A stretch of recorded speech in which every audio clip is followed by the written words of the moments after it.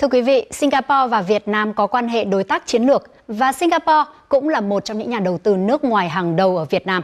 Trong 9 tháng đầu năm nay, Singapore dẫn đầu danh sách các nhà đầu tư nước ngoài tại Việt Nam với tổng vốn đầu tư trên 4,75 tỷ đô la Mỹ, chiếm 25,3% tổng vốn đầu tư vào Việt Nam. Nổi bật trong quan hệ hợp tác đầu tư là mô hình khu công nghiệp Việt Nam-Singapore, gọi tắt là V-ship. Và đến nay thì Singapore đã phát triển 11 khu công nghiệp V-ship trên khắp Việt Nam và tất cả đều là khu công nghiệp xanh, bền vững với việc triển khai lắp đặt điện mặt trời, tái chế nước thải, ứng dụng cảm biến thông minh cho quản lý an ninh và giao thông cũng như là thực hiện chuyển đổi số văn phòng. Để có thêm thông tin về định hướng phát triển xanh và bền vững của Singapore tại Việt Nam, cũng như là triển vọng quan hệ hợp tác nhiều mặt giữa hai nước trong thời gian tới, phóng viên của chúng tôi đã có cuộc phỏng vấn với ông Yaya Ratnam, đại sứ Singapore tại Việt Nam. Xin mời quý vị cùng chú ý theo dõi. Xin chào và cảm ơn đại sứ đã nhận lời tham gia phỏng vấn với Đài truyền hình Việt Nam. Xin đại sứ có thể cho biết rõ hơn về xu hướng thúc đẩy đầu tư xanh của Singapore tại Việt Nam hiện nay.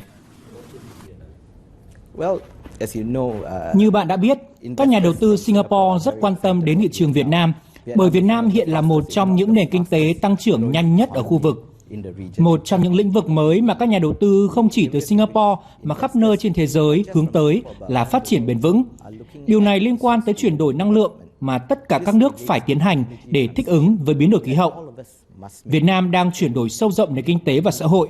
Điều này đặc biệt đòi hỏi phải chuyển sang năng lượng tái tạo và các lĩnh vực như là tín dụng carbon, lưu trữ carbon, thu giữ carbon. Cho nên có rất nhiều lĩnh vực mà Singapore và Việt Nam có thể hợp tác. Chúng ta đều biết, một trong những thành tựu tiêu biểu quan hệ hai nước, đặc biệt là quan hệ kinh tế, là các khu công nghiệp Việt Nam-Singapore V-ship. Khu công nghiệp mới sắp ra mắt là Bình Dương 3 mà anh có thể đã đọc tin là Lego với dự án đầu tư vào đây là không phát thải carbon.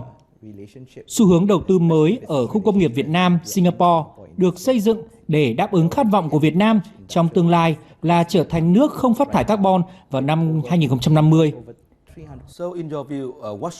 Theo ông thì cần làm gì để có thể thúc đẩy hơn nữa đầu tư Singapore vào lĩnh vực kinh tế xanh ở Việt Nam? Điều quan trọng là cả chính phủ Singapore và Việt Nam nhận thức rằng đó là thách thức vô cùng lớn. Thứ hai là cả hai nước cùng nhận ra rằng là nỗ lực đơn lẻ của mỗi nước thì không thể giải quyết vấn đề mà cần có sự hợp tác của hai nước, của khu vực cũng như trên toàn thế giới. Đó là dịp để Singapore và Việt Nam nhận diện những lĩnh vực mà hai nước không chỉ hỗ trợ nhau mà học hỏi lẫn nhau để làm cho nền kinh tế mỗi nước phát triển bền vững. Chúng ta có thể kỳ vọng gì vào chuyến thăm Việt Nam của Tổng thống Singapore bà Halima Yacob trong việc tiếp tục thúc đẩy quan hệ hợp tác giữa hai nước?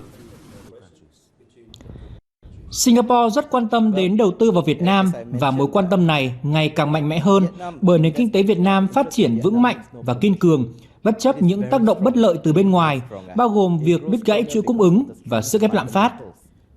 Chuyến thăm Việt Nam sắp tới của Tổng thống Halima nằm trong chương trình trao đổi chuyến thăm cấp nhà nước diễn ra trong năm nay giữa hai nước. Đây là hoạt động chuẩn bị cho năm tới kỷ niệm 50 năm quan hệ song phương hai nước và 10 năm quan hệ đối tác chiến lược. Bên cạnh lĩnh vực đầu tư xanh, chúng tôi cũng rất quan tâm đến thúc đẩy hợp tác trong lĩnh vực chuyển đổi số mà Việt Nam đang tiến hành. Đây cũng là những lĩnh vực mà Singapore có kinh nghiệm. Chúng ta đang hướng tới hợp tác dữ liệu xuyên biên giới, trí tuệ nhân tạo mà kết quả chung là tạo thuận lợi cho đầu tư nước ngoài vào đất nước, tạo môi trường ổn định cho các doanh nghiệp, bảo vệ những lợi ích xã hội cơ bản. Những gì mà Việt Nam và Singapore có thể làm sẽ góp phần cho ASEAN hướng tới 2025 là một trong những nền kinh tế số lớn nhất trên thế giới, và Việt Nam đóng vai trò quan trọng trong tiến trình này. Do đó, hai nước chúng ta cần chuẩn bị và đảm bảo rằng cần khai thác đầy đủ cơ hội đang đến. Vâng, xin cảm ơn đại sứ về cuộc phỏng vấn này. Định hướng phát triển xanh và bền vững không chỉ dừng lại ở khía cạnh kỹ thuật đơn thuần, mà với các khu công nghiệp V-ship, sự phát triển bền vững còn gắn với những giá trị về kinh tế xã hội mà khu công nghiệp mang lại cho người dân địa phương. Hãy cùng chúng tôi tìm hiểu về vấn đề này qua phóng sự sau.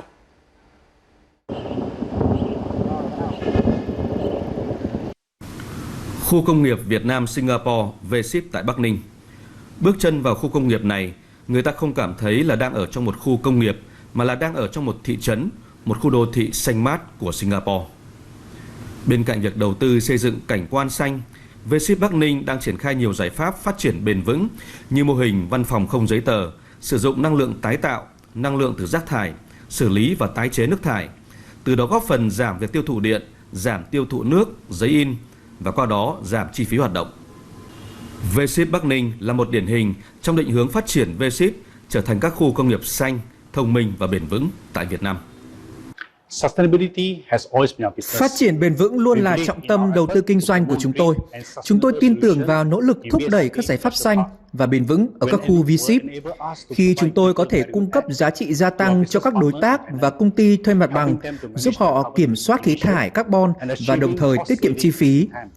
Nhìn vào bức tranh lớn hơn, chúng tôi góp phần vào tối đa hóa giá trị của nền kinh tế và tạo phúc lợi cho cộng đồng xung quanh với môi trường xanh.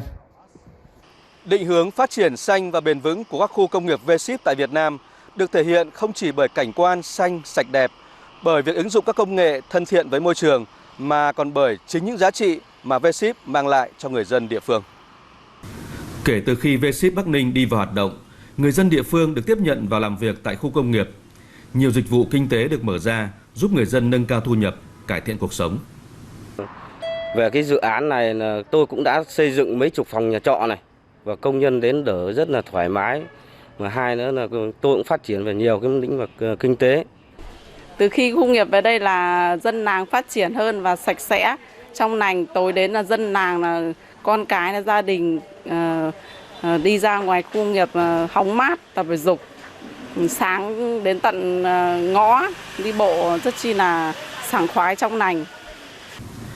Sau 25 năm có mặt tại Việt Nam, các khu công nghiệp V-Ship đã thu hút nguồn vốn 17 tỷ đô la Mỹ từ khoảng 880 công ty đa quốc gia. Định hướng phát triển xanh, thông minh và bền vững tiếp tục khẳng định vai trò của V-Ship là mô hình kiểu mẫu, là biểu tượng cho sự hợp tác thành công giữa Việt Nam và Singapore.